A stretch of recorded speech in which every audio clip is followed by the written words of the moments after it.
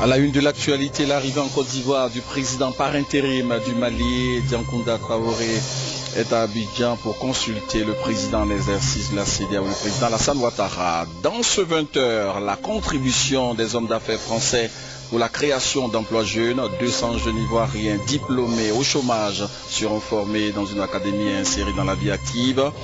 Nous irons à Paris, en France, sous la formation du nouveau gouvernement du président François Hollande. Domine l'actualité. Voilà pour le sommaire. Bonsoir et bienvenue à ce point complet de l'actualité en Côte d'Ivoire et à l'étranger. Commençons par les corps habillés. Les chefs d'état-major de la CEDEAO étaient en concertation à Abuja au Nigeria pour répondre aux situations de crise et de déploiement des troupes au Mali et en Guinée-Bissau. Le compte-rendu de Abou Sanogo.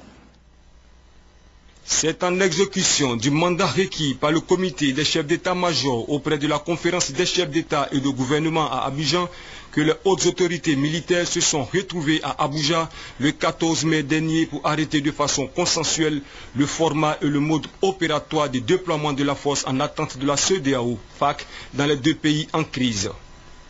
Le général de division Soumaïla Bakayoko, chef d'état-major général des forces républicaines de Côte d'Ivoire et président en exercice du comité des chefs d'état-major, a su arrêter avec ses pairs au cours des travaux à huis clos les modalités pratiques des contingents à déployer sur les théâtres des opérations.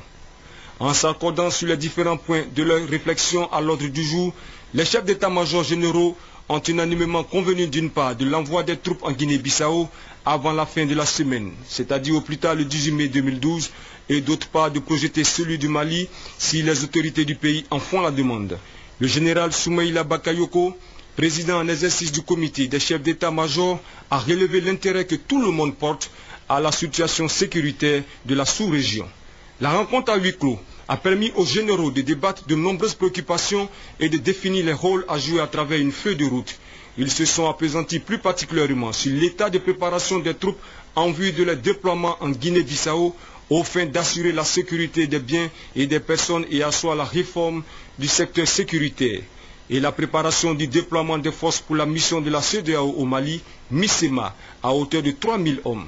L'occasion était également donnée au chef d'état-major des armées de la CEDEAO de présenter officiellement le colonel-major Nibanga Baro du Burkina Faso, commandant du groupement de forces en Guinée-Bissau, et Ansoumani Sissé de la Gambie en qualité de directeur du maintien de la paix et de la sécurité régionale.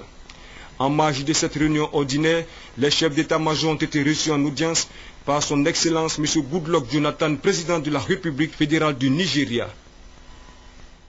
Et en Guinée-Bissau, un premier ministre de transition a été nommé cet après-midi. Il s'agit de l'économiste Rui Duarte Barros, ancien responsable de l'UEMOA. Il a été ministre des Finances dans son pays au début des années 2000. Sa nomination fait suite à la signature d'un pacte de transition d'1 an signé par les putschistes et les représentants de partis politiques. Des réfugiés ivoiriens de retour du Mali, ces réfugiés au nombre de 104 sont arrivés à bord d'un avion du Haut Commissariat des Nations Unies pour les réfugiés. Le témoignage de Honorine Agnigouri. Ils ont fui la Côte d'Ivoire pour se réfugier au Mali, précisément à Gao, Tombouctou et Bamako. Une autre guerre les a chassés du Mali pour les ramener en Côte d'Ivoire 2 ans après pour la plupart. Ces 104 réfugiés ivoiriens ont pu regagner une Côte d'Ivoire dans la paix, cette fois-ci grâce au Haut Commissariat des Nations Unies pour les réfugiés et le ministère d'État, ministère des Affaires étrangères, qui ont organisé une opération de rapatriement par vol pour les sortir de cette situation. Le pays est en train de concéder la paix. Donc cette fois-ci, nous sommes heureux qu'il fuit dans la bonne direction. Il y en aura d'autres, certainement. Parce qu'on a encore un millier de réfugiés ivoiriens au Mali. Donc c'est notre première opération, mais je suis certain que d'autres vont suivre. La joie était à son comble à l'aéroport GATR d'Abidjan ce matin pour les réfugiés qui retrouvent leur pays. Ne dit-on pas que l'on est mieux que chez soi? On est très content de se retourner au pays. Très contente. La Côte d'Ivoire me manquait beaucoup, énormément. Je suis vraiment très heureuse. Le service d'aide et d'assistance aux réfugiés et apatrides au Sahara était présent pour les accueillir et se charge de leur réintégration. On s'occupe de la gestion des réfugiés de la gestion des personnes vulnérables en général. Mais ils arrivent, on les reçoit au Sahara, il y a un suivi après, histoire de les réintégrer soit dans l'administration, soit dans leur administration d'origine. Depuis le début de l'année 2012, plus de 5000 réfugiés ivoiriens ont été volontairement rapatriés par le Haut Commissariat des Nations Unies pour les réfugiés en provenance de la sous-région. Un rapport de l'ONG Amnesty International dénonce les exactions dans le nord du Mali. Le rapport accuse les rebelles, notamment ceux du mouvement de l'Azawad, de violences sexuelles et de détentions secrètes. Dans le sud, Amnesty International dénonce tout simplement des arrestations arbitraires. Comme annoncé dans les titres, le président intérimaire du Mali, Dioncounda Traoré, est arrivé à Abidjan cet après-midi pour échanger avec le président en exercice de la CEDEAO, le président ivoirien Alassane Ouattara, le compte-rendu de Awa Touré. C'est à 17h35 que l'avion de la République du Mali, avec à son bord le président par intérim du Mali, Dioncounda Traoré, s'est posé sur le tarmac de l'aéroport Félix Houphouët-Boigny. Le président malien, à sa descente d'avion, a été accueilli par le Premier ministre Chano Kouadio Aoussou. Le président par intérim du Mali est venu rencontrer le président de la République Alassane Ouattara, président en exercice de la CEDEAO, pour trouver les voies et moyens pour sortir le Mali de la crise. Vous savez que depuis quelque temps, le Mali vit une situation extrêmement grave dans laquelle toute la CEDEAO s'est levée comme un seul homme pour venir à son secours. Nous avons jusque-là réussi à mettre en place un certain nombre d'institutions et nous sommes en train de revenir à une vie constitutionnelle normale. Bien entendu, le chemin n'est pas linéaire. De temps en temps, il y a des petites perturbations. Et ces quelques jours, le processus a connu quelques petites difficultés. Et c'est à propos de ces difficultés que je viens voir mon frère aîné, Alassane Dramane Ouattara, afin de pouvoir bénéficier de ses éclairages, de ses conseils et voir avec lui ce qui peut encore être fait pour aider le peuple malien. Après avoir salué ses compatriotes qui se sont mobilisés pour lui réserver un accueil chaleureux, le président par intérim du Mali, Dioncounda Traoré, a pris la route du palais présidentiel pour une rencontre avec le président de la République, Alassane Ouattara, président en exercice de la CEDEAO. Dans l'actualité nationale, l'hebdomadaire Conseil des ministres au palais présidentiel en présence du chef de l'État, le président Alassane Ouattara, plusieurs sujets ont été examinés au nombre desquels les réformes dans le secteur énergétique et financier. Ce conseil a été essentiellement consacré au dossier relatif à la vie de la nation, le compte-rendu de Jérôme Kofi Aboulin. Le Conseil des ministres. Comme toutes les semaines, le rendez-vous de ce mercredi 16 mai 2012 a été respecté. Une fois encore, cette rencontre des ministres avec le président de la République, Alassane Ouattara, ne s'est pas départie de ses principes de rencontre, de grandes décisions. Pour ce faire, la réalisation de logements économiques dans plusieurs villes de la Côte d'Ivoire a été l'un des sujets sur lesquels le Conseil s'est prononcé favorablement. La construction de 5000 logements sociaux et économiques à l'intérieur du pays. Aujourd'hui, sur Abidjan, il y a des plans de construction de logements sociaux, économiques, mais par contre, il n'y avait pas jusqu'à maintenant de solution proposée pour l'intérieur du pays. Donc là, il a été proposé pour un certain nombre de villes de l'intérieur du pays. Ça concerne un grand nombre de villes, dont Yamoussoukro, Bouaké et San Pedro, où des chantiers plus importants sont prévus. Mais c'est à peu près une centaine de villas, une centaine de logements pour toutes les autres villes principales de notre pays. Donc pour permettre aux cadres de ces villes-là, pour permettre aux fonctionnaires d'être correctement logés. Et nous pensons que c'est un projet qui va là aussi apporter du développement et du bien-être dans nos régions. Outre cette décision sur la réalisation de logements sociaux, d'autres préoccupations, notamment la sécurité, ont fait l'objet de décrets et projets de décrets. Le Conseil n'a pas fermé ses portes sans prendre son prochain rendez-vous pour la semaine qui va suivre. Ce communiqué, le ministre d'État, ministre de l'Emploi, des Affaires sociales et de la Solidarité communique. Le jeudi 17 mai, jour de l'Ascension, est déclaré jour férié et chômé sur toute l'étendue du territoire national. Une escale dans le domaine agricole. Le prix du kilogramme du coton pour la période 2012-2013 fixé à 265 francs CFA le kilogramme de coton graine premier choix et 240 francs le kilogramme deuxième choix. Ces prix ont été rendus publics par le conseil d'administration de l'Intercoton. Le ministre de l'Agriculture, Coulibaly Sangafoa, était récemment à Petit Bandoukou, dans la région de Soubré, pour en savoir davantage sur la nouvelle approche de la cacaoculture en expérimentation dans cette région. Et ce déplacement du ministre s'inscrivait dans le cadre de la journée de l'administration délocalisée, nous dit notre reporter Noël Nyagno. Le cacao, c'est connu. Il occupe une place de choix dans l'économie ivoirienne et la Côte d'Ivoire est le principal producteur avec 30% de la production mondiale. Mais les plantations sont vieillissantes, la qualité et la quantité de la production sont récentes. Les cacaoculteurs vivent dans des conditions précaires. Et pourtant, il faut maintenir la production en qualité et en quantité pour rester pays leader, satisfaire les consommateurs et améliorer sensiblement les conditions de vie des paysans. C'est l'argumentaire de l'expérience de Petit Bandoukou dans la région de Soubré. Projet baptisé Vision for Change. Comment évolue-t-il? Peut-il porter l'espoir de la Côte d'Ivoire? Coulibaly Sangafoa, ministre de l'Agriculture, a voulu avoir le cœur net sur la question. Les journées de l'administration délocalisée trouvent là une justification. Coulibaly Sangafoa s'est rendu à Petit Bandoukou avec ses experts. Il a vu, il a écouté. Les pays consommateurs sont arrivés à la conclusion que si rien n'est fait, ils ne pourront plus avoir du chocolat à consommer. Nous aussi, on est conscients que si rien n'est fait, nous ne pourrons plus produire du cacao. Et donc, ce sont ces deux ambitions qui sont croisées, qui ont donné naissance au projet que nous visitons aujourd'hui. Donc, Vision for Change et puis le 2QC. Donc c'est un projet qui s'adresse à la durabilité de la culture du cacao. Et je suis impressionné de savoir que des plantations vieilles de plus de 30 ans peuvent être régénérées en moins d'1 an, 2 ans et commencer à produire plus que des plantations nouvelles avec l'ancien matériel végétal. C'est une performance que nous sommes venus constater de visu. Échange avec les paysans, échange aussi avec les jeunes qui soulignent ici leur approche de la question.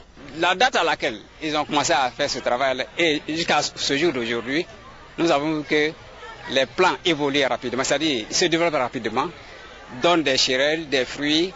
Et nous, ce on faisait au départ, mais il y a une grande différence par rapport à ce qu'on vient de constater aujourd'hui. Nous leur demandons de venir rapidement vulgariser ça. Vision for Change vise à revitaliser le secteur du cacao, permettre d'augmenter les revenus des producteurs, établir une gestion environnementale efficace, dynamiser le secteur rural. Revenons sur les prix du coton. Eh bien, ces prix ont été rendus publics par le conseil d'administration de l'Intercoton. Plus de détails avec notre reporter Noël Nyagno.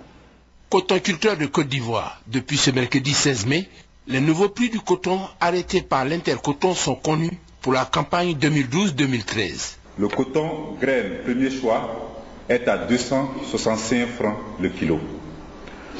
Le coton graine deuxième choix est à 240 francs le kilo. Il en est de même pour les prix des intrants aux producteurs. Pour les prix des intrants, notamment les engrais, le sac d'NPK est fixé à 17 500 francs, soit 350 francs le kilo. Le sac de l'urée est fixé à 16 000 francs, soit 320 francs le kilo. Et l'insecticide à l'hectare pour les 6 passages, il est prévu à 35 000 francs par hectare. Une précision, les prix restent identiques à ceux de l'année dernière, mais avec une possibilité de reversement d'une plus-value au cas où les cours s'annoncent meilleurs que prévu. Le nouveau mécanisme prévoit des reversements en fin de campagne à tout producteur de coton, si les cours se portent bien et que la production suive. La filière coton a réalisé à l'issue de la campagne 2011-2012 une production de 255 000 tonnes contre 174 000 tonnes en 2010-2011, soit une hausse de 32%, plaçant ainsi la Côte d'Ivoire au 3e rang en Afrique. Parlons maintenant de la journée mondiale des télécommunications et de la société de l'information qui sera célébrée ce jeudi 17 mai. Cette édition 2012 a pour thème les femmes et les jeunes filles dans le secteur des technologies de l'information et de la communication. Le message de sensibilisation du gouvernement a été recueilli par notre reporter Lansine Ouattara. Les technologies de l'information et de la communication, TIC, ont induit des changements dans la vie sociale et économique ces 2 dernières décennies. Elles sont devenues une composante essentielle pour le devenir de notre société. Les prochaines années ouvrent de nouveaux défis avec les avancées. Cette édition de la Journée mondiale des télécommunications et de la société de l'information est dédiée à la jeune féminine avec le thème « Les femmes et les jeunes filles dans le secteur des technologies de l'information et de la communication ». Ce thème est une invite adressée à l'ensemble des décideurs, États, ONG, entreprises, sociétés civiles, etc., afin d'exploiter pleinement le potentiel des technologies de l'information et de la communication au profit des femmes et des jeunes filles, en éliminant autant que possible les disparités entre elles et les hommes et en donnant aux femmes et aux jeunes filles les moyens de réaliser leurs ambitions et d'améliorer leurs conditions de vie. Dans cette optique, le gouvernement ivoirien souhaite corriger les inégalités pour un accès impersonnel à tous à travers une politique ambitieuse. Le gouvernement de Côte d'Ivoire, traduisant en politique sectorielle l'ambition du chef de l'État de faire de la Côte d'Ivoire un pays émergent à l'horizon 2020, a décidé de faire des technologies de l'information et de la communication un levier substantiel de son programme d'action. À cet effet, de nombreuses mesures sont en cours. La mise en place d'un cadre institutionnel et réglementaire moderne et adapté aux enjeux de la nouvelle économie, l'implémentation de réseaux de nouvelle génération technologiques et la création de véritables autoroutes numériques, tant au plan national qu'au plan de la desserte internationale. L'offre de services de large bande, communément appelée 3G, afin d'accélérer la maturité numérique de notre pays en donnant accès aux services Internet et aux services de contenu à la plupart des 17 à 18 millions d'abonnés mobiles de notre pays. L'égalité entre hommes et femmes est un droit fondamental. Le ministère de la Poste et des TIC compte travailler avec le ministère de la Famille, et de l'Enfant pour une vulgarisation dans le secteur de la santé, l'éducation et le commerce. La lutte contre la cybercriminalité reste par ailleurs une priorité pour la protection de la femme, mais aussi de tous les citoyens. On en vient maintenant à la contribution des hommes d'affaires français pour la création d'emplois jeunes en Côte d'Ivoire. 200 jeunes Ivoiriens diplômés de l'enseignement supérieur au chômage seront formés dans une académie et insérés dans la vie active. Pour en savoir davantage, suivons ce compte rendu de Marie-Laure Ngouran et Lansine Ouattara. Ils étaient nombreux ce soir, hommes d'affaires français, opérateurs économiques africains, européens, autorités ivoiriennes à procéder au lancement du projet KPMG Academy. Projet qui vise à aider les jeunes diplômés ivoiriens à s'insérer dans la vie active. KPMG cible essentiellement les diplômés de l'enseignement supérieur. Ils seront sélectionnés à partir de critères rigoureux et formés ensuite à KPMG Academy. Nous nous sommes dit qu'il devait exister des talents, donc des jeunes diplômés ne trouvant pas d'emploi. Donc des gens diplômés de l'université ou d'une école d'ingénieur avec un cursus Bac plus 3, Bac plus 4, Bac plus 5.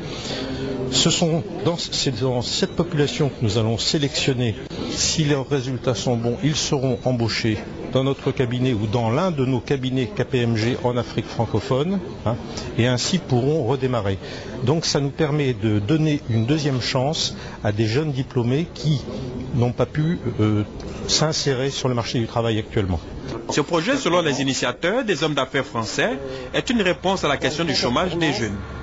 Le président du directoire KPMG France, de Cornoy Jean-Louis, a souligné que c'est le signe d'une belle coopération entre la Côte d'Ivoire et la France.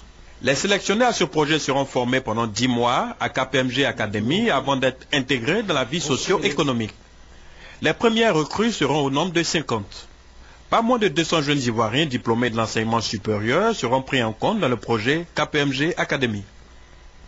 D'autres emplois seront certainement créés en Côte d'Ivoire avec ce projet d'installation d'une usine de montage de camions et de bus. Ce projet d'opérateur économique allemand en mission en Côte d'Ivoire a été officiellement présenté au chef de la diplomatie ivoirienne, le ministre d'État, ministre des Affaires étrangères, Daniel Kablan-Duncan, le compte rendu de Honorine Agnigori. Cette délégation d'opérateurs économiques allemands prévoit de construire dans un an, par l'entremise de son représentant en Côte d'Ivoire, d'une usine d'assemblage de camions et de bus. Une aide qui permettra à la Côte d'Ivoire de renouveler son parc automobile.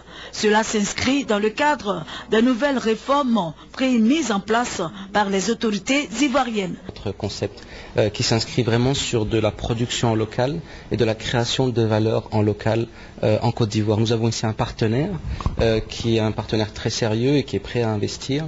Et donc nous sommes là pour apporter tout notre savoir-faire, tout notre support, toute notre expérience pour aider vraiment ce projet à se concrétiser.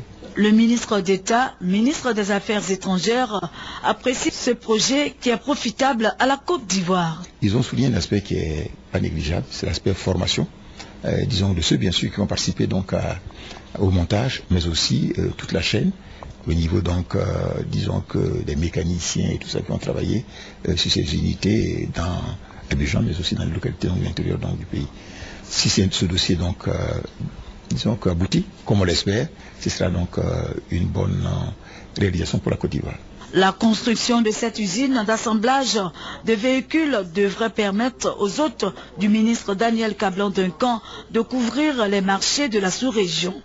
La délégation d'opérateurs économiques va rencontrer les ministres des Transports et du Commerce également. Le reste de l'actualité avec tout d'abord l'atelier de validation des frais liés aux prestations de la NDE, l'Agence nationale de l'environnement. Cette agence, il faut le savoir, est spécialisée dans les études d'impact environnemental en Côte d'Ivoire. Juliette Ouya. Les prestations de l'Agence nationale de l'environnement, l'ANDE, au nombre desquelles les audits environnementaux et les études d'impact environnemental et social, permettent de prévenir et réguler les éventuelles répercussions négatives sur l'environnement. L'étude d'impact environnemental et social et l'audit environnemental jouent à cet effet un rôle réel comme outil de réalisation d'un développement durable. Il apparaît donc aujourd'hui impératif que les frais relatifs à ces prestations soient organisés par un cadre juridique conforme à la comptabilité des établissements publics nationaux. C'est ce qui justifie la tenue de cet atelier. C'est l'aboutissement d'un long processus. Les promoteurs se plaignaient de ce que les honoraires demandés par l'ANDE étaient excessifs. Alors pour ce faire, on a voulu les associer, toutes les parties prenantes, les bureaux d'études agréés par l'ANDE, le ministère, les intervenants extérieurs, pour leur expliquer qu'en fait, il ne s'agissait pas de taxes en tant que telles et de redevances, mais c'était des honoraires dus aux prestations de l'Agence nationale de l'environnement pour essayer d'internaliser la dimension environnementale au niveau des projets de développement. À l'issue des travaux, un comité technique chargé d'examiner les rapports pour la bonne conduite des procédures d'études d'impact environnemental et des audits environnementaux en Côte d'Ivoire sera officiellement installé. Restons dans le domaine de l'environnement. L'Office ivoirien des parcs et réserves de Côte d'Ivoire a organisé récemment un atelier sur la nouvelle stratégie de surveillance du parc national de la Comoué. Il a été essentiellement question de la protection des ressources naturelles. Des précisions avec Thérèse Tapé-Yoboy. Le parc national de la Comoué est créé depuis 1968. Il s'étend sur une superficie de 1 149 450 hectares. Avec ses 137 espèces de mammifères, 497 espèces d'oiseaux et plus de 620 espèces végétales, le parc national de la Comoué a été classé patrimoine mondial en 1983. Mais aujourd'hui, ce parc, avec 500 pistes, est en danger du fait du braconnage, du surpâturage et de la fréquence des feux de brousse. Face à cette situation préoccupante, l'Office ivoirien des parcs et réserves de Côte d'Ivoire a décidé d'agir. Il s'agit de renforcer les capacités techniques des agents auxiliaires villageois pour une protection durable du parc classé par l'UNESCO, site en péril. Entre 1998 et 1978, plusieurs inventaires ont été réalisés. Il ressort de ces inventaires que la population de corps de buffon, qui était de 50 000 têtes en 1978, est passée à environ 1000 têtes aujourd'hui à l'intérieur du parc. Ceci représente une perte importante pour la Côte d'Ivoire. Restaurer l'autorité de l'État sur le parc national de la Komoué, renforcer la protection de la biodiversité et rechercher des financements sont entre autres le but de cet atelier. Et la crise a affecté les ressources de ce parc important.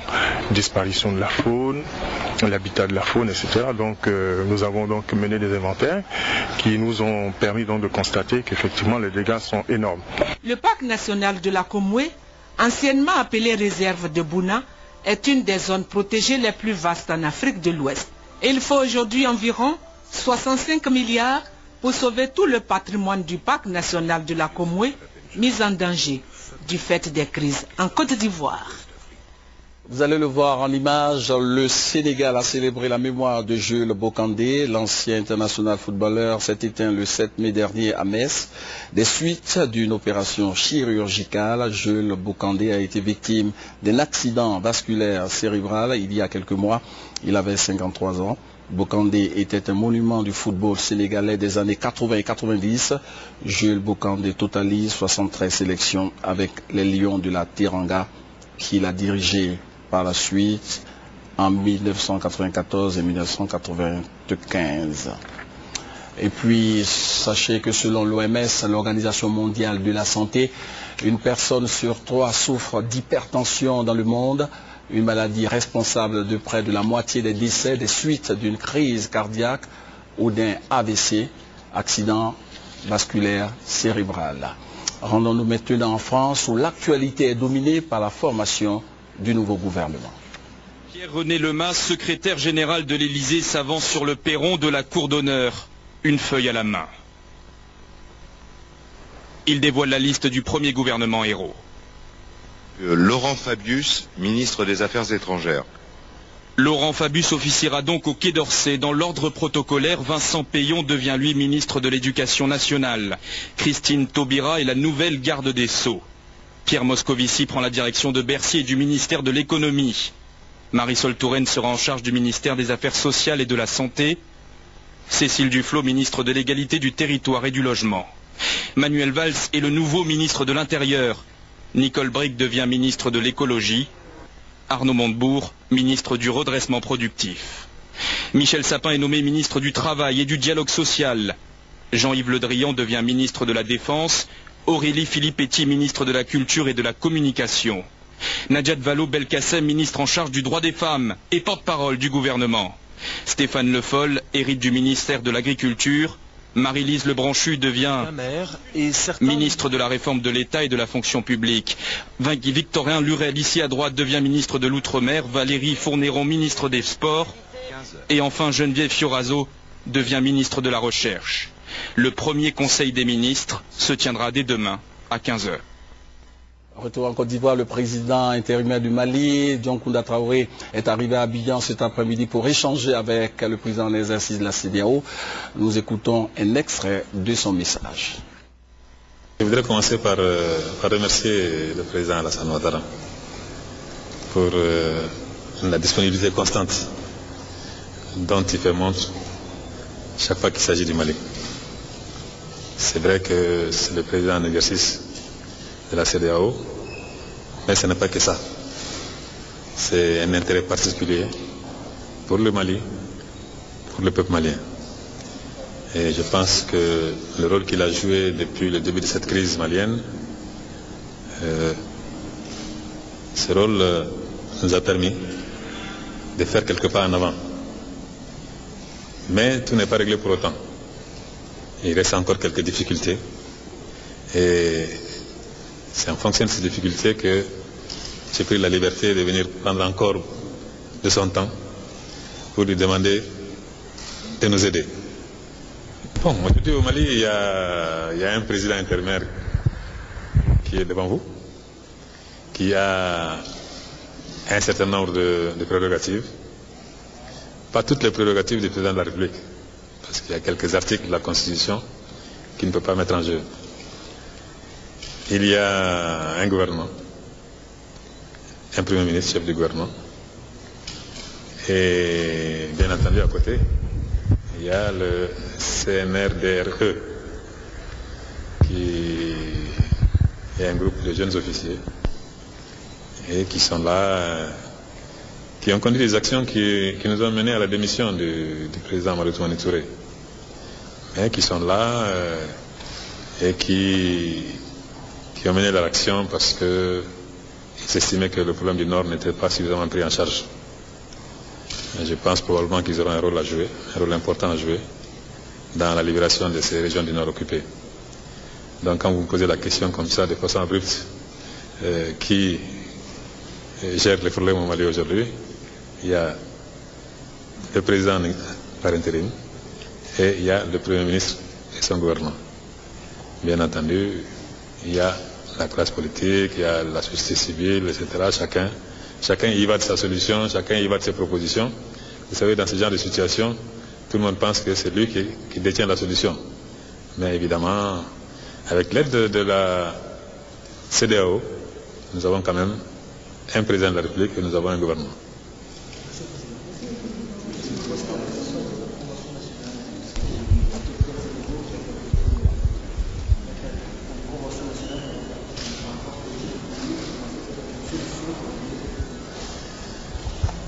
Bon, c'est une proposition, mais je ne pense pas que ce soit une solution. En tout cas, ce n'est pas une solution qui est prévue par l'accord cadre qui a été signé entre le CNRDRE et la CEDEAO. Je pense qu'à l'issue de 40 jours de l'intérim, la CEDEAO et le CNRDRE doivent plancher pour mettre en place les organes de la transition. Donc je pense qu'une convention sortirait tout à fait de ce cadre-là. Voilà, quelques informations brèves avant de refermer ce journal. Le procès de Ratko Mladic s'est ouvert ce mercredi devant le tribunal pénal international pour l'ex-Yougoslavie. L'ancien chef militaire des Serbes de Bosnie est accusé de crimes contre l'humanité, de génocide et de crimes de guerre. Et puis l'ancien président du Libéria, Charles Taylor, reconnu coupable de crimes contre l'humanité et de crimes de guerre en Sierra Leone, a déclaré devant le tribunal spécial avoir tout fait pour la paix dans ce pays. En Sierra Leone, la guerre civile en Sierra Leone a fait 120 000 morts entre 1991 et 2001. C'est la fin de ce journal. Rappelons que le président par intérim du Mali, Diankounda Traoré, est en Côte d'Ivoire pour une rencontre avec le président en exercice de la CEDEAO, le président Alassane Ouattara. Rappelons également que demain, jeudi 17 mai, jour de l'Ascension, est déclaré jour férié et chômé en Côte d'Ivoire. Bonne suite de programme. On se retrouve avec beaucoup de plaisir demain à l'édition de 20h. Portez-vous bien.